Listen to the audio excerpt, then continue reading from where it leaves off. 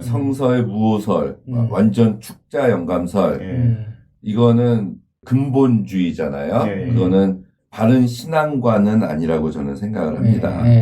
얼핏 보니까 뭐 아직도 한국의 어느 교단에서는 보수주의를 자칭하면서 완전 축자 영감설을 교단의 공식적인 그 신조로 받아들이고 거부하면 안 된다라고 얘기하는데 저는 주류입니다. 주류교단입니다. 그 주류가 틀렸다. 저는 그렇게 생각을 해요.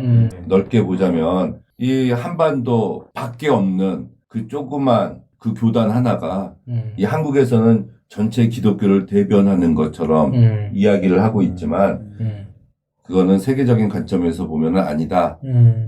다른 나라의 기독교나 공동체 넓게는 이제는 근본주의나 그런 성서 무호설, 성경의 무호설은 원본은 무호해요. 다만 원본이 없고 우리가 가지고 있는 사본밖에 없잖아요. 사본은 베껴 쓰고 필사를 하다가 잘못 쓸 수 있어요. 그렇죠. 오역, 탈자, 삭제, 추가 그런 것들은 우리가 인정을 하거든요. 사본을 비교해서 어떤 게 원문이었나 찾는 작업이 이제 우리가 해야 될 거고. 그래서 이제 기독교도 저는 이제 변해야 된다고 생각합니다. 근본주의는 절대로 안 되죠. 네. 이렇게 6일 동안 23시간 하루에 젊은 직구론 저는 잘못됐다고 생각해요, 개인적으로. 그래서 그거는 또 다른 이런 사람들의 입장에 맡겨놓고 우리가 성서는 해석되어진, 이해되어진 하나님의 말씀을 찾는 이런 걸로 제가 성서고고학적으로 공부를 좀 해봤는데 그거랑 구약성서와 성서고고학 그래도 요거랑 어떻게 보면 비슷해요. 여리고성을 파서 불탄 벽돌이 하나 나왔다는 거야. 그래서 그걸 가지고 근본주의자들이 미국에 가서 교회를 돌면서 여리고성의 벽돌입니다. 헌금 무지하게 들어왔어요. 올브라이트가. 그런데 그게 그 시대 때 벽돌이냐고. 나중에 보니까 더 파봤더니 성경과 반대되는 고고학적 자료들이 막 나오기 시작을 했어요.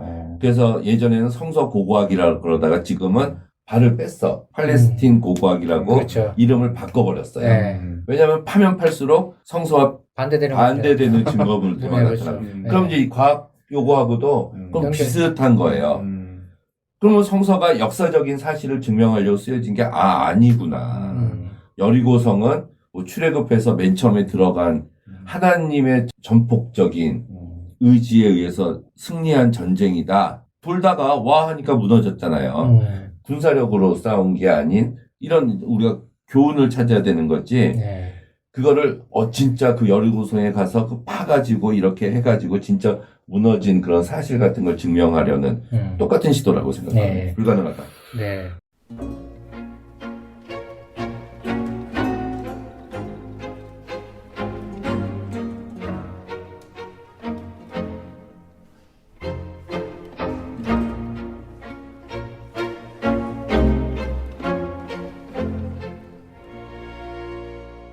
그러니까 이게요. 참 이거 나중에 어떻게 그 편집이 돼가지고 나가게 될지 모르겠지만 고생하시겠지. 걱정이 앞섭니다. 걱정이. 저도 굉장히 걱정한 게 이 책 얘기를 해야 되는데 하다가 성경 이야기로 돌아올까봐 사실 좀 아니 근데 걱정했는데. 이 여기서도 사실 그런 비슷한 얘기들을 그러니까 맥락이 닿는 이야기들을 사실 많이 하고 그러면 원현 아빠님 제가 이제 그건 잘 몰라서 그러는데 그 과학적으로 만약에 하나님의 계심을 느낀다는 거는 제가 볼 때는 이런 이공계나 이런 사람들은 실험 같은 걸 하잖아요. 몇 개월. 막 집에도 안 들어가고 실험실에 있으면서 이렇게 할 때 제가 볼 때는 뭐 3개월 프로젝트를 진행하는데 그 프로젝트가 중간에 어긋날 만한 환경이 변수가 많음에도 불구하고 하다못해 뭐 전기가 나가가지고 냉장고가 꺼져가지고 몇 개월 하던 게 숲으로 돌아가는 경우도 있잖아요. 근데 그렇지 않게 그 3개월 동안에 아무런 변수가 일어나지 않아서 실험을 아주 무사하게 잘 마쳤다라는 가정이 생긴다면 과학자들은 그 속에서 그 실험을 이끌어주신 하나님에 대한 감사라고 할까요? 그런 게 있지 않을까요? 믿는 과학자 입장에서는 저는 그게 기도할 제목이고 그게 기적이라고 보고 그 사람이 프로젝트 맡아서 하는 어떠한 실험이나 이런 것들은 또 그 사람의 업무로 될 수 있다고 봐요. 물론 이 책에서도 얘기하고 있지만 휘발유가 나타나고 기계, 자동차가 생겨서 우리가 과학의 도움을 받아서 편하게 살 수 있는 것처럼 과학은 또 계속되어져야 된다고 생각은 저도 뭐 당연히 합니다.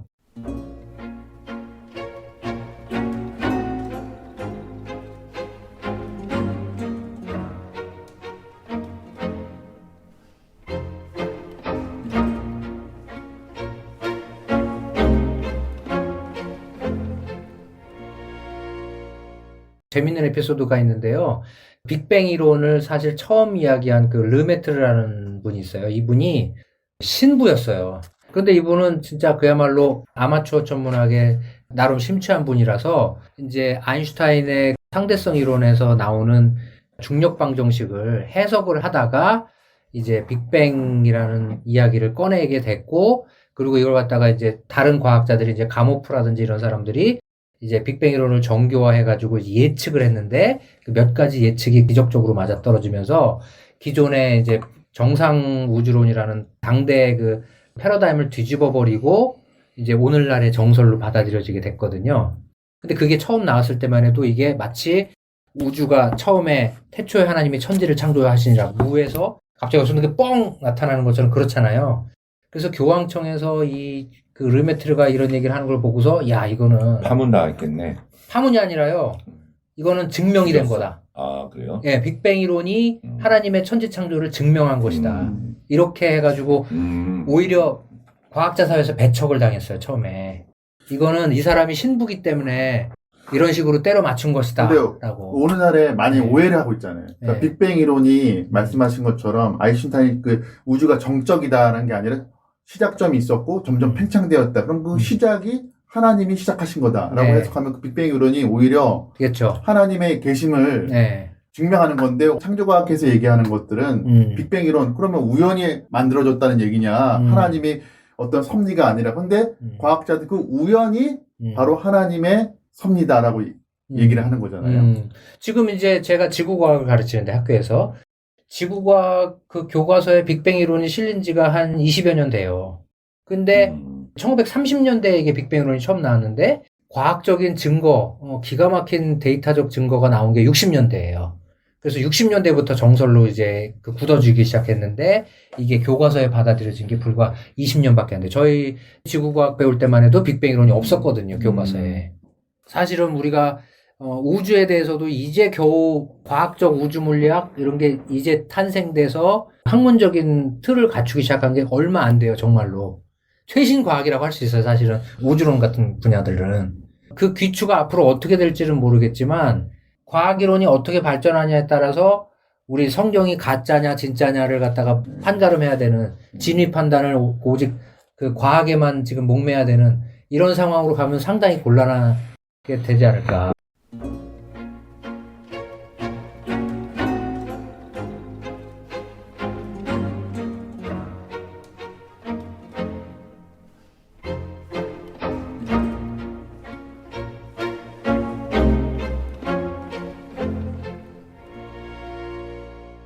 저는 이 책 읽으면서 어떤 느낌 받았냐면은 무신론 과학자들이 다 리처드 도킨슨 같은 사람은 아니다. 그렇죠. 중립적인 입장에서 이야기하는 분들이 있고 그런 분들 중에서 나는 과학자지만 과학을 하면서 신이 없다고 단정을 지을 수 없다라고 이렇게 표현하는 분들이 있거든요. 예를 들어서 김상욱 교수 요새 TV 많이 나오는 그런 분들 그렇게 얘기를 해요. 그렇죠.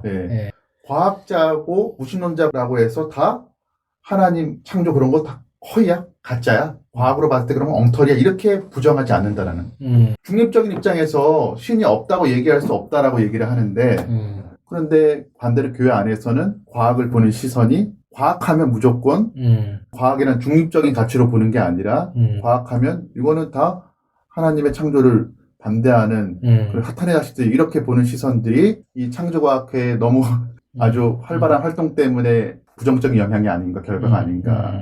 사실 그거보다 더 실제적인 문제가 예를 들어 이런 거예요. 이공계 학생들이 기본적으로 대학에 들어가면 자연과학을 정말 이렇게 지금 현대 자연과학의 그런 기본 토대들을 갖다가 체계적으로 배우게 되는데 배우다 보면 자연스럽게 드는 느낌이 교회에서 내가 배웠던 상식으로 알고 배웠던 그런 것들이 이게 뭔가 과학은 아닌 게 분명한데 이러면서 이제 막 흔들리는 거예요. 근데 이런 문제들에 대해서 교회에서는 그냥 말을 꺼내는 것 자체가 맞아요. 불신앙으로 받아들여지고 네. 말을 못하는 거죠. 심지어 과학을 업으로 삼고 있는 많은 그리스도인 학자들, 기독교인 학자들. 제가 그 존 월튼 책을 번역하면서도 이게 존 월튼의 그 책의 뒷부분에 부록같이 특별한 장이 하나 실려있는 게 뭐냐면 크리스천이면서 지질학자인 사람들이 홍수지질학이라고 하죠, 소위. 그 문자적 의미의 그 홍수지질학이 왜 잘못되었는가, 지질학적으로 왜 그게 문제가 있는가를 갖다가 이제 논증하는 그런 내용이었어요. 그걸 이제 그 책 뒤에다가 실어놨더라고요. 그러니까 이렇게 내가 과학을 업으로 하는 사람들은 교회 안에서 이중 간첩 같은 느낌이 드는 거죠.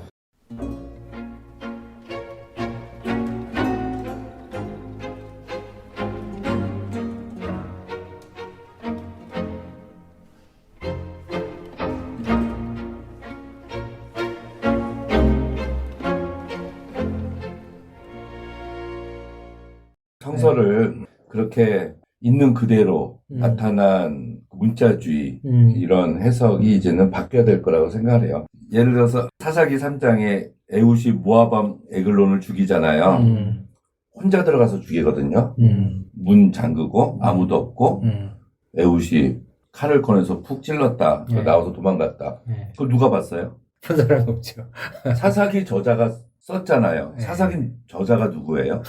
그 사람이 그걸 봤냐고. 에훗부터 시작해서 그 뒤에 뭐 드보라나 뭐 입다나 삼손이 들리라랑 둘이서 막 속삭이면서 그렇게 얘기하는 이 장면을 보고 썼냐고. 근데 우리는 성서를 읽으면서 이게 사실이야. 실제 일어났었던 일이야. 그래야지 은혜가 돼. 그래야지 하나님의 말씀으로서 완벽해. 이런 사고방식을 가지고 있는 거예요. 근데 이스라엘 사람들은 이 글쓰기는 우리는 보통 고대 이야기를 쓸 때 운문을 쓰거든요. 네. 시잖아, 고대 얘기는. 근데 이스라엘 사람들은 산문을 썼다 이렇게 보시면 돼. 운문이 아니라. 그리고 역사를 드라마로 쓰는 거예요. 이게 그들의 글쓰기 방식이에요. 그러니까 재밌어야 되잖아요. 글을 이렇게 쓰고 있는데 제가 나중에 왔어. 일단 뭐 얘기를 해주는데 그러면은 그 전까지 이야기를 못 들었잖아요. 한번 반복을 해주는 거죠. 이게 문학 비평이에요, 성서에서. 근데 편집 비평학자들은 이거 반복됐으니까 이거는 다른 데서 온 거고 다른 데서 온 거 이렇게 얘기를 하거든요. 그러니까 이제 우리가 성서에 대한 이런 이제 입장은 근본주의나 문자주의로 성서를 해석하면 안 된다라는 것을 이제 앞으로는 교회가 그 일에 좀 앞장을 서서 활동을 해야 될 것 같고, 그 다음에 이제 그 과학자들의 입장은 성서에서 말하고 있는 그 근본적인 창조에 대한 문제, 사람의 기원에 대한 문제, 뭐 홍수에 대한 문제, 홍수도 그러면 성서 고고학에 들어가요. 아까 얘기했듯이 여리고 그 무너진 터 찾고 이런 것도 사실은 과학의 한 부분이라고 얘기할 수 있잖아요. 근데 그렇게 하려는 시도는 저는 문자주의자, 근본주의자들도 성서를 옹호하려고 시작했는데 너 바보 같은 짓이 돼버렸다는 것처럼 그렇게 될 수 있다는 거지. 그래서 그렇지 않은 다른 분야에서의 과학적인 활동, 그리고 아까 말했듯이 성서가 이야기하고 있지 않은 것은 그냥 우리 모른다. 솔직하게. 하나님이 얘기 안 해주니까 그 정도로 해서 넘어가야 되지 않을까. 그렇게 생각합니다.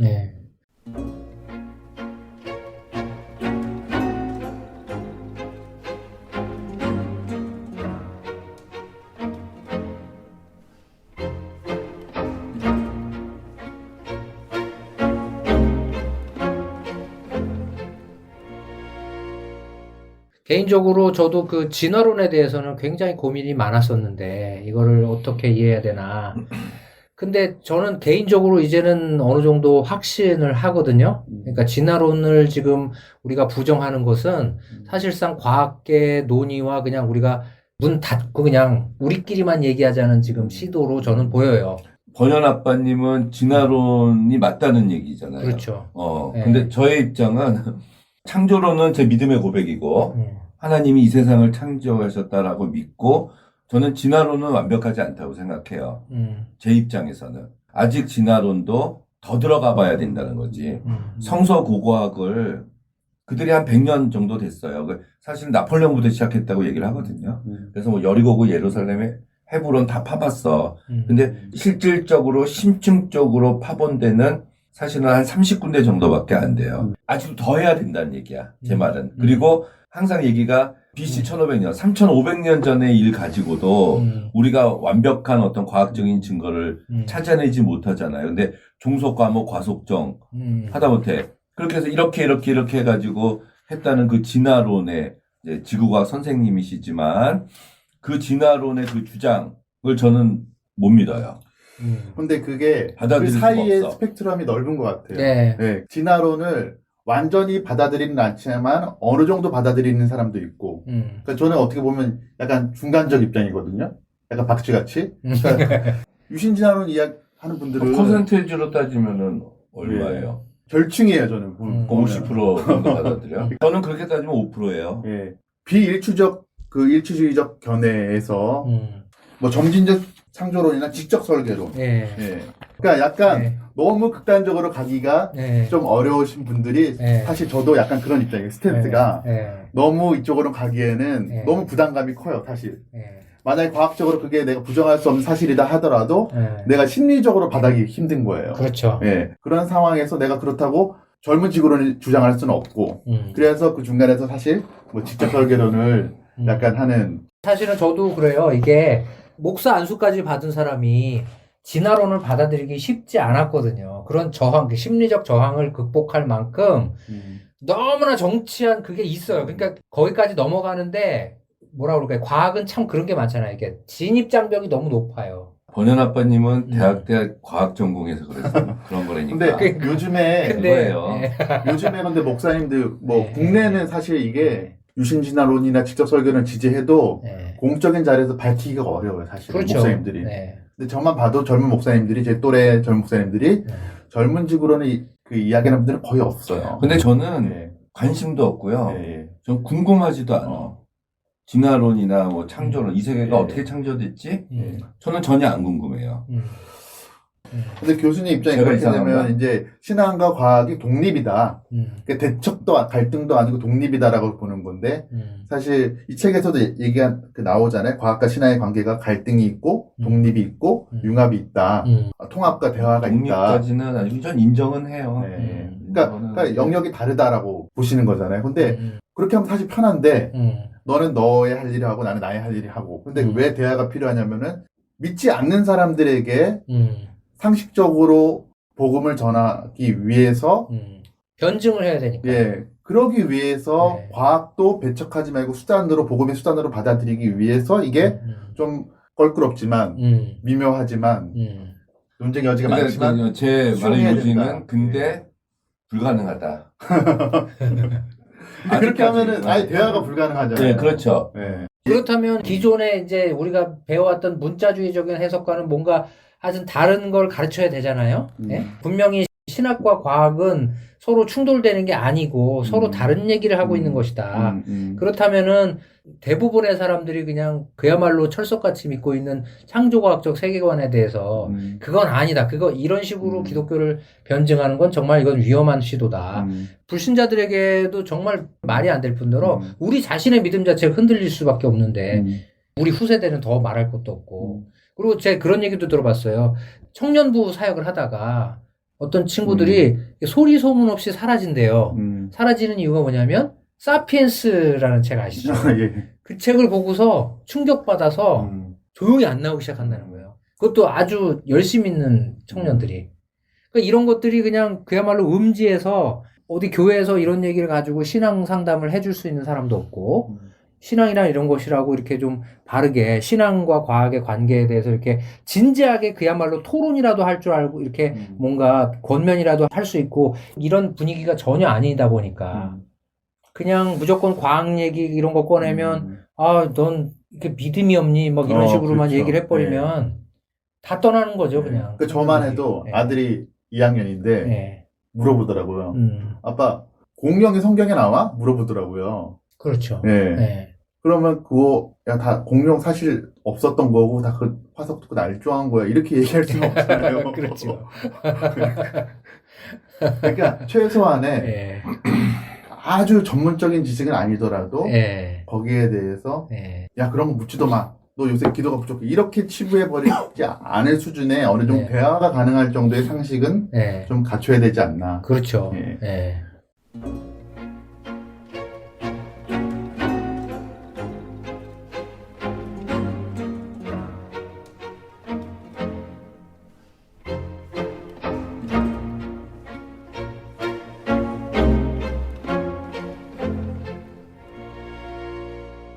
믿든 안 믿든 지구과학 교사 같으면은 오늘날 공교육에서 교사를 하려면 그걸 자기가 믿지도 않는 내용을 가르쳐야 되는 거예요. 지금 상황이 그런 상황인 그러니까 거거든요. 수능에 안 나온다니까. 아니, 근데 수능에 나와요. 나와요? 그럼요. 수능에 당연히 그걸 다루고 나오고.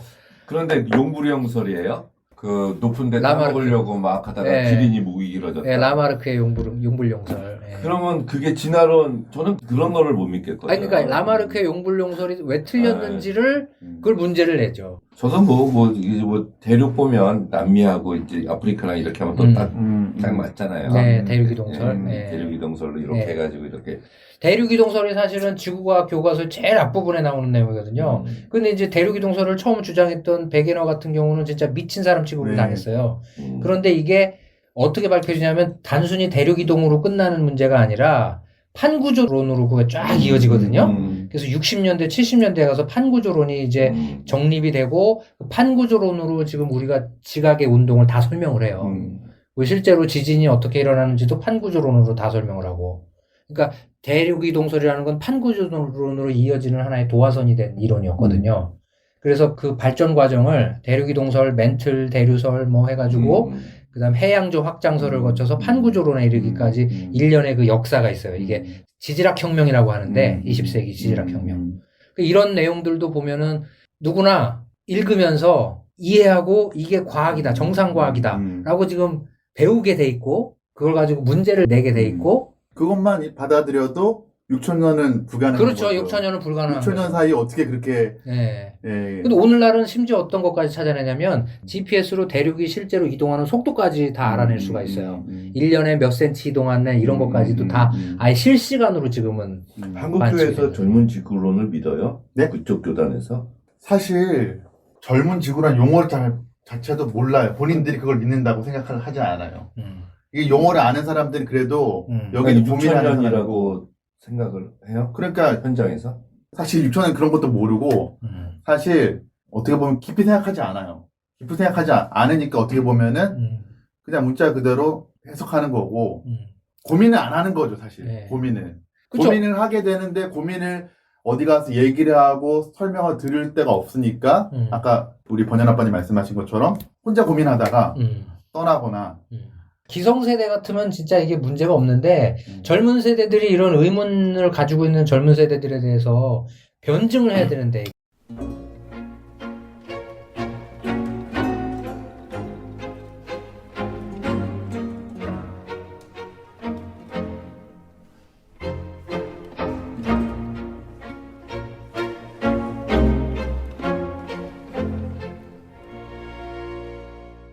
이 저자가 창조과학회를 공격했는데 이 네. 뒤에 이게 2016년도에 나온 책이더라고요. 근데 괜찮았나 보죠, 그 뒤에? 그쪽에서 공격을 안 했나? 이 책을 보고. 당연히 했겠죠. 근데 여기 그 자료도 한번 찾아봤으면 좋겠어. 노아의 홍수 콘서트인가? 네. 그 책이 몇 번 언급이 되는데 네. 두란노에서 나왔던 책인데 어떤 생물학자가 여기서 얘기 나오거든요. 생물학자가 그 책을 읽고 조목조목 따져서 잘못됐다라고 메일을 썼대요. 그러니까 그 저자가 뭐라고 답이었냐면 나는 이 부분에 있어서는 전문적인 지식이 없으므로 틀렸다고 생각하면 무시하시라 이런 답이 왔다는 거예요. 네. 그러니까 너무 본인의 무책임한 거 책으로까지 아니야? 그렇죠. 본인이 6,000년이 옳다고까지 책까지 내놓고선 네. 전문가가 그걸 조목조목 따지니까 이제 발을 확 빼버리는. 그런데 그런 주장이 이제 책으로 나오고 이제 그게 거의 한국교회 거의 일반에 대한 상식처럼 여겨지니까 이제 거기에 대한 분노가 있는 것 같아요, 이 저자는. 그 이분은 그 시존과 주장하는 게 그거예요. 예를 들면 아인슈타인 시대만 해도 아인슈타인은 양자역학의 전제가 잘못됐다고 생각하고 평생 죽을 때까지 양자역학을 공격하는데 그냥 나머지 일생을 다 보낼 정도까지였거든요. 근데 오늘날 물리학자 치고 양자역학을 받아들이지 않는다? 이거는 진짜 완전 넌센스거든요. 생물학의 세계도 마찬가지예요. 오늘날 진화론을 받아들이지 않고 생물학을 한다라는 거는 똑같은 취급을 받는 거죠. 그야말로. 과학계의 그런 상황은 우리가 받아들이건 받아들이지 않건 그런 상황은 좀 알고 있어야 되는 거예요. 진화론이 우리 교회에서는 구체적으로 하나님의 창조와 자꾸 어긋나는 패러다임이라고 기본적으로 전제를 하고 진화론을 보니까 진화론은 기본적으로 무신론적인 이론이다 이렇게 생각을 하지만 진화론을 처음 주장한 다윈도 사실은 원래 신학을 하려고 했던 사람이었고 원래는 신앙심이 깊은 사람이고 나름대로 관찰하고 끊임없이 돌아다니면서 나름대로 과학자적인 양심을 가지고 생각하고 고민하고 20년간을 계속해서 쌓아온 역사가 있거든요. 그러니까 아무튼 문자주의라는 게 빛이 있어라 하고 말했더니 빛이 생겼다. 그 진흙 가지고 이렇게 만들어가지고 코에다 후 했더니 사람이 됐다. 사실 나는 과학을 안 믿고 이렇게 된 걸 믿어 하는 거는 어떤 면에서는 정말 건전하지 않은 신앙이 될 수 있죠. 그 문자 그대로 그 코에 생기를 불어넣어서 사람이 됐다.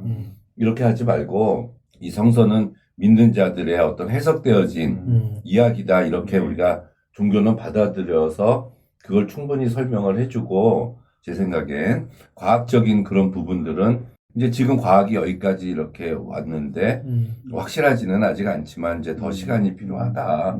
지구 뭐 이렇게 된 거다. 이 정도로 좀 해줘야 된다는 거. 그래서 이제 여기 창조과학자들은 너무 창조 자체를 이제 그건 안 했나 봐요. 진흙으로 만들고 후 했을 때 창조과학자들이 과학적으로 그게 어떻게 염색체 이렇게 가진 피가 장기가 생겨 사람이 됐다는 것도 사실은 창조과학자들이 증명을 해야 되는 거잖아요. 그렇게 따지자면 근데 그렇게 그런 것까지는 하고 있지 않잖아요. 그러니까 창조과학은요 그야말로 과학적인 무슨 논의가 아니에요. 그냥 그야말로 진화론을 아까 제가 말했듯이 진화론 중에서도 잘못된 어떤 부분들이 전 있을 거라고 생각해요. 그러니까 미싱 링크라고 하는 거잖아요. 이제 진화론에 잘못됐다기보다는 저는 그렇게 판단하고 싶어요. 뭐지? 멘델의 법칙인가? 유전 법칙. 거기서 그 다음 단계 갈 때 유전 저기서 설명이 되지 않고 있다는 거. 아무튼 뭐 그런 식으로 제가 몇 가지 진화론자들도 확실하게 증명하지 못한 그런 부분을 창조과학자들이 너희도 이거 못했다 하고 하는 부분들은 할 수 있는 거라고 저는 생각한다 그랬죠. 맨 처음에. 대신에 창조를 과학적으로 근데 그 얘기는 뒤에 나오는데 그렇죠. 뒷부분에 그러니까 이 부분 그거는 좋다 그거죠. 그거까지만 하자. 좋습니다. 하여튼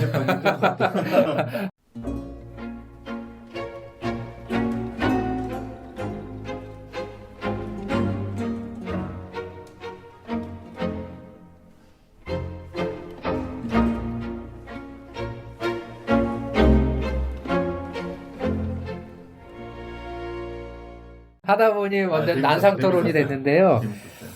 근데 하여튼 이 문제가 정말 요즘 너무 핫한 이슈인 것 같아요. 우리가 최소한의 그래도 교양인으로서, 그러니까 생활인으로서 과학적인 모든 혜택은 다 누리고 살면서도 성경과 과학의 관계에 대해서 진지한 고민을 한 번도 해본 적이 사실 별로 없다는 점, 많은 분들이. 그리고 이 시대의 이런 과학의 도전 앞에서 우리가 성경을 변증하기 위해서라도 과학을 좀 더 알 필요는 있지 않겠느냐.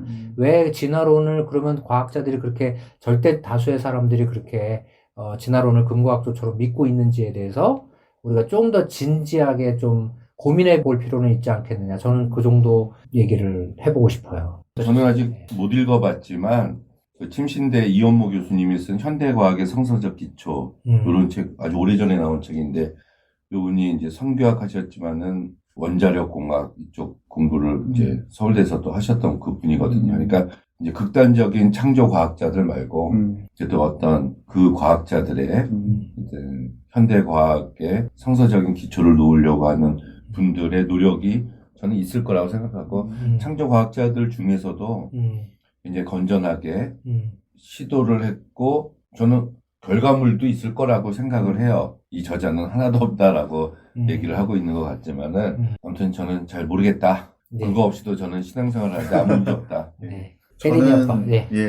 저는 이분의 그 지역적인 하나하나의 주장을 평가하기보다 이분이 과학을 전공한 분으로서 자신의 전공과 신앙을 접목시키기 위해서 굉장히 많이 노력했다. 이원론이 아니라 신앙 따로, 내 전공 따로, 내 삶 따로, 교회 따로가 아니라 그걸 두 가지를 접목시키기 위해서 굉장히 노력했다라는 부분이 과학과 신앙의 영역뿐만 아니라 과학과 뭐 사회학, 과학과 윤리학 이렇게도 접목시킬 수 있는 부분이고 과학과 정치도 마찬가지고 근데 그런 노력들이 있어야 되지 않을까.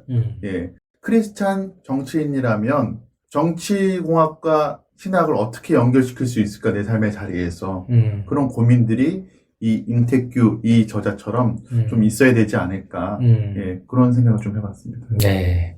아유, 장시간 토론 어떻게 들으셨는지 모르겠습니다. 하여튼 우리가 또 이런 기회를 시작점으로 해서 과학뿐만이 아니라 다른 뭐 사회과학도 그렇고 뭐 인문학도 그렇고 이렇게 신앙의 관점에서 우리가 사회를 어떻게 바라볼 것이며 인간을 어떻게 바라볼 것이며 이런 논의들이 정말 좀 더 풍부해지고 다양해졌으면 좋겠다는 생각을 해보게 됩니다. 이 정도까지 오늘 같이 이야기 해보시죠. 네.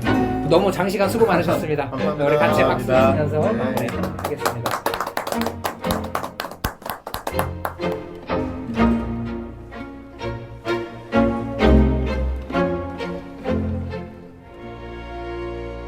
안녕하세요. 김선영이라고 합니다. 제가 오늘 여러분에게 소개해 드릴 책은 박재민 작가님의 크리스천의 그림책 공부라는 책입니다. 그림책은 시처럼 인생의 단면을 명쾌하게 이해할 수 있어서 좋다. 크리스천의 그림책 공부의 작가의 들어가는 말에 나오는 글귀예요. 이 문장이 너무나 반가웠어요. 저의 생각과 정확히 일치했기 때문이에요. 저의 첫 그림책 읽기는 결혼 전에 읽었던 We Are Different라는 그림책으로 시작해요. 틀림이 아니라 다름을 명쾌하게 인식할 수 있도록 만들어진 책이었어요. 그래서 한참 그 그림책의 페이지에 머물러 있었고 오래 기억하는 책이 되었어요. 결혼 후 육아를 하면서 본격적으로 제 아이들에게 그림책을 읽어주기 시작했어요. 그림책 작가 레오 리오니의 그림책들, 특히 프레드릭은 육아와 양육의 세월 내내 어떤 양육서나 교육서보다 제 마음을 다스리고 양육의 본질을 되새기는데 기여한 바가 컸답니다. 본래 레오 리오니가 그림책 작가는 아니었고 손주들에게 이야기를 들려주느라 그림책을 만들기 시작했다고 해요. 프레드릭은 개미와 배짱이라는 이솝 우화를 레오식으로 리메이크한 작품인데요. 그 책에 나오는 주인공 이름이 프레드릭이에요. 프레드릭의 자기만의 삶의 방식이 아주 인상적이었던 그림책이었죠. 박재민 작가님의 크리스천의 그림책 공부란 책이 저에게 더욱 다가온 이유는 바로 레오 리오니의 프레드릭이 생각나는 책이었기 때문이에요. 우리는 어쩌면 모두 다 같은 곳을 향해 내달리는 경수마 같은 존재들로 살아가는 것이 아닌가 싶어요. 같은 길에서 서로 먼저 뛰어가려고 경쟁하면서 자기 다움과 인간 다움을 잊어버리거나 잃어버리거나 왜 그렇게 달려가야 하는지도 잘 모르죠. 생각할 겨를이 없거든요. 박재민 작가님도 아마 동시대를 살아가면서 같은 걸 느끼지 않았을까 싶어요. 그래서 그림책이라는 도구를 통해서 우리가 잊고 살아가는 것들, 잃어버린 것들을 다시 상기시켜주고 싶으셨던 것 같아요. 작가 박재민 또한 그림책으로 진실의 무게를 수채화 같은 필체로 속삭이듯 말해준답니다. 적어도 제게는 속삭이듯 했어요. 육중한 설득이 아니었어요. 자신을 마음 광부라고 했으니 그는 과연 억지로 무엇인가를 바꾸려 하기보다 마음속에 있는 허기라든가 갈망이라든가 진실이라든가 현실의 무게에 억눌리고 덮여있던 것들을 그림책이라는 도구로 캐내서 보여주고 싶었던 것 같아요. 그래서 결국은 그런 결핍과 갈망들이 지향해야 할 방향을 제시해주는 안내자가 되기를 바라는 것 같아요. 총 4파트로 나누어져서 각각 6개의 그림책이 소개되어 있답니다. 24권의 그림책이 소개된 셈이죠. 글의 시작은 저자의 에피소드에서 시작해 그림책 전반에 대한 소개, 그리고 그 그림책에서 얻은 통찰이나 메시지를 덧붙이고 하나님과 삶을 묵상하게 하는 글로 마무리되었어요. 이런 흐름이 자연스레 저자가 말하고자 하는 바에 스며들게 하는 요소죠. 가장 사소한 일상에서 시작하여 그것과 연결되는 그림책, 그리고 통찰과 울림. 그 울림을 그대로 품고 하나님을 생각하면 아, 그렇구나. 신앙이라는 것이 그리 멀리 있는 것이 아니구나 라고 자연스레 전이가 돼요. 글의 흐름을 따라 읽다 보면 간간히 이용되는 시나 영화들은 덤으로 얻는 선물 같죠. 영화야 시간 내서 봐야 할 것들이지만 시는 간간히 찾아보면서 필사도 하면서 읽었더랍니다. 영화는 메모를 해두었고요. 기회가 되면 시청하려고요. 작가가 그림책 한 권을 이해하고 쓰면서 들인 시간과 노력을 짐작할 수 있었어요. 박재민 작가님의 책을 읽으면서 가장 반가웠던 그림책은 피터 레이놀즈의 우리 집 식탁이 사라졌어요 였어요. 레이놀즈는 제가 너무나 좋아하는 작가거든요. 그의 작품 그리는 대로라든가 점 등은 제가 정말 울면서 읽었던 작품이랍니다. 특히 점이란 작품은 두 아들을 어떻게 대해야 할지 다짐을 한 책이었고요. 아무렇게나 그려서 내놓은 점 하나를 의미 있게 해석하고 받아들인 교사의 마음, 그 마음의 결에 감동하고 그리고 그 작은 점이 어떻게 성장해 가는가를 지켜보며 느꼈던 희열 등을 느끼면서 그런 엄마가 되고 싶다는 염원을 품었더랬어요. 우리 집 식탁이 사라졌어요 란 그림책을 아직 읽어보진 못했지만 박재민 작가님의 소개로 그 책이 밥상에 관한 책인 것을 알게 되었어요. 저는 밥상을 매우 귀하게 생각하거든요.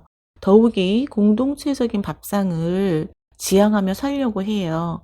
그 옛날 서기관과 바리새인들은 예수님을 세리와 죄인들과 어울리는 사람이라고 비방하고 먹고 마시기를 탐하는 자라고 질책했다지만 저는 예수님이 이런 분이라서 너무나 좋아요. 그분이 죄인을 가까이 하지 않았다면 제가 어찌 그분을 만날 수 있었겠으며 그분이 먹고 마시는 것을 귀하게 생각하지 않으셨다면 매일 밥상을 차리는 전업주부인 제가 어떻게 자부심을 갖고 살 수 있었겠어요? 그래서인지 박재민 작가님의 다음과 같은 명문이 더욱 눈에 띄었답니다. 먹는 행위는 다른 생물의 죽음을 받아들이는 일이다. 음식물을 앞에 두고 경건한 태도가 필요한 이유다. 죽은 존재는 살아있는 몸과 하나가 되어 영원성을 획득한다. 하나님은 처음 만물을 창조하시면서 죽음이 생을 지탱하는 구조를 만드셨다. 삶은 끊임없이 크고 작은 죽음을 요청한다. 공동체에서 함께 먹는 것은 숭고한 죽음 앞에 같이 고개 숙이는 일이다. 함께 죽음을 이기고 승리하여 영생으로 나아갑니다. 그렇기에 또한 축제의 장이 된다. 사랑하는 존재와 하나가 되는 것은 기쁨이다. 우리가 하나님과 하나 되는 일은 예수님의 몸을 먹고 피를 마시는 예수님의 죽음을 믿는 것에서부터 시작한다. 얼마 전 예배 중에 함께 나누었던 말씀도 떠올랐죠. 바울이 빌립보 교회의 한 권면 그분의 죽으심을 본받는 것입니다. 빌립보서 3장 10절에 나온 말씀이죠. 이 부분을 읽으면서 제가 본받아야 할 것이 무엇인지 다시금 명확해지는 것 같았어요.